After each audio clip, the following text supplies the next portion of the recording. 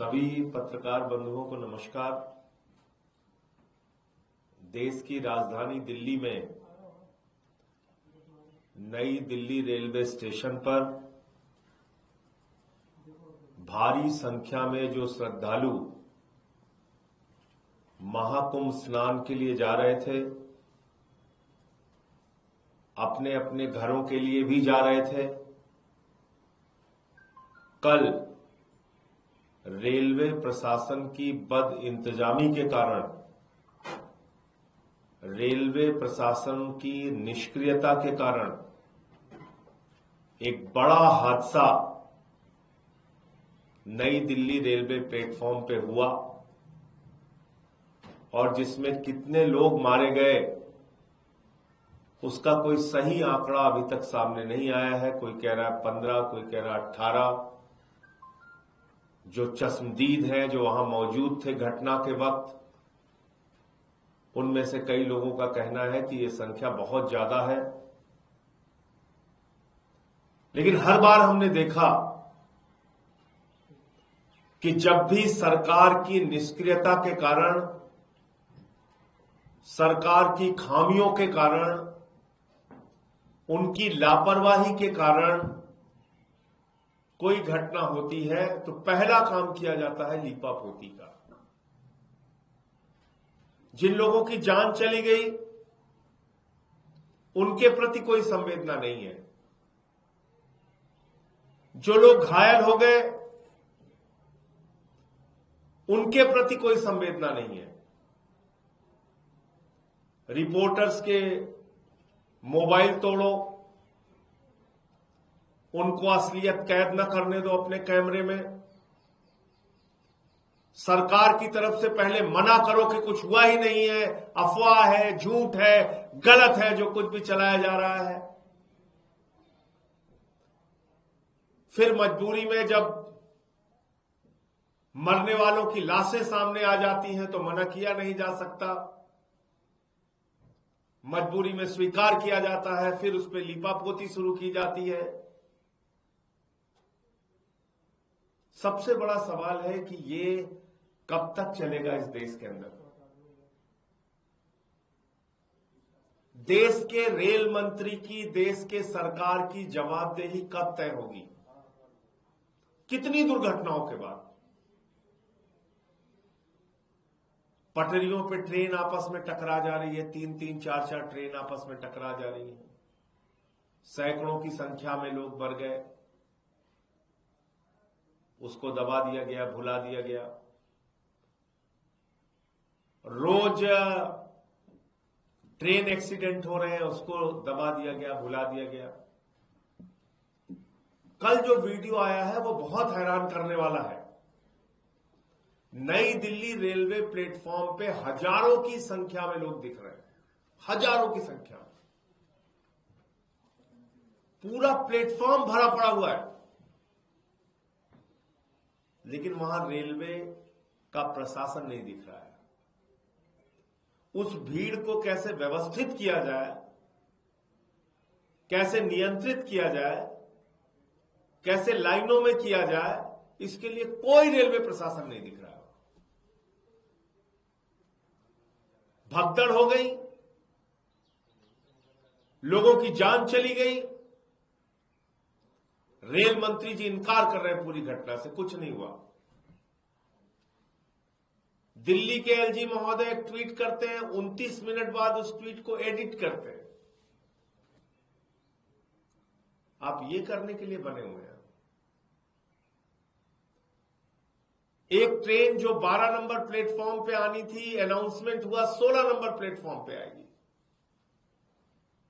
और बताते हैं कि उसके कारण भी भगदड़ हुआ। असली वजह क्या है वो और डिटेल में जब पूरी बातें सामने आएंगी तो पता चलेगा, लेकिन अभी जो जानकारी मोटे तौर पे मिल रही है, ऐसे ही घटना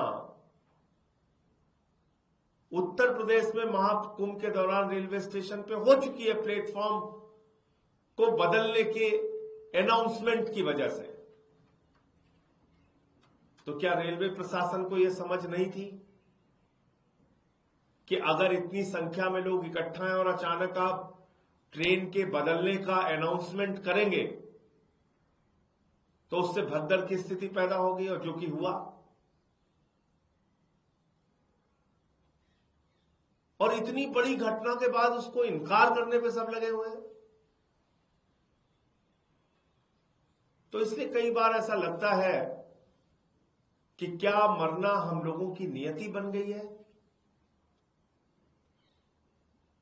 कभी नोटबंदी के बाद लाइनों में खड़े होके मरना है, कभी कोरोना की महामारी में मरना है,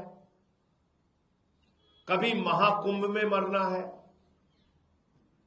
कभी ट्रेन के एक्सीडेंट में मरना है, कभी रोड के एक्सीडेंट में मरना है, कभी रोजगार मांगने पे मरना है, तो कभी फसल का दाम मांगने पे मरना है, कभी फ्लाईओवर के टूटने पे मरना है, कभी पुल के टूटने पे मरना है। ऐसा लगता है मरना हमारी नियति बन गई है और कोई फर्क नहीं पड़ता सरकार को। संवेदनहीनता की पराकाष्ठा है, कोई फर्क नहीं पड़ता सरकार को। इतनी बड़ी बड़ी घटनाओं पे ऐसे बयान दिए जाते हैं, शर्म आएगी आपको। महाकुंभ में इतने लोग मर गए, कहा जाता है साहब वो तो मोक्ष को प्राप्ति हो गए। तो मोक्ष की प्राप्ति उन लोगों को दीजिए जो उस बद इंतजामी के लिए जिम्मेदार हैं, उनको भी बोलिए आप मोक्ष प्राप्त कीजिए। ये आपके घाव पे नमक छिड़कने की प्रवृत्ति सरकार की कब तक चलती रहेगी। ये बड़ी बड़ी घटनाओं पे लीपापोती करके अपने गुनाहों को दबाने की कोशिश कब तक चलती रहेगी। जहां पे लाशें रखी गई हैं वहां पुलिस के जवान खड़े करके मरे हुए लोगों की सुरक्षा करके क्या दिखाना चाहते हैं, संख्या को छिपा के आप क्या बताना चाहते हैं कि आपको अपनी गलतियों से सीखना नहीं है, आपको घाव पे नमक छिड़कना है। इसलिए मैं आम आदमी पार्टी की ओर से, अपनी ओर से,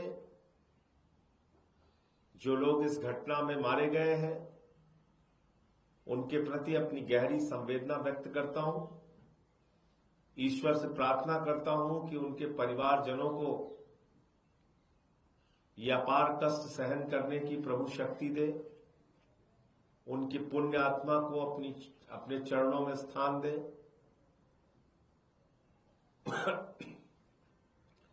और इस सरकार को सद्बुद्धि दे कि कम से कम ऐसी घटनाओं पर संवेदनशीलता दिखाइए, उसको मना करने की, लीपापोती करने की, झूठ बोलने की प्रवृत्ति को छोड़िए